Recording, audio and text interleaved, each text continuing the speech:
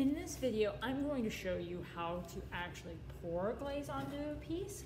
This method can work really well, especially if, say, you're down to a small amount of glaze.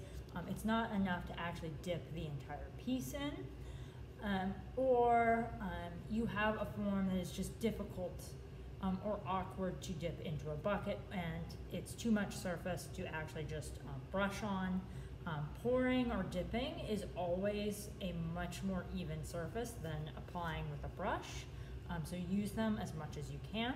So what I'm going to do is I'm just going to hold this piece straight up and down, and I'm going to just slowly pour on the side, and I'm going to rotate the piece going around.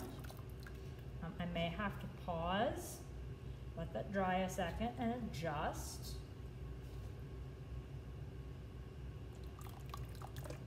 And make sure I've covered the entire surface.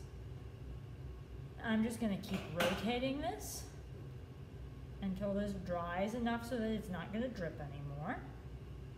And I'll set it on the surface, clean it up. If I have any unevenness at the bottom, I can clean that up with a sponge, or take a brush and actually apply glaze where it's missing just to make sure it's nice and even.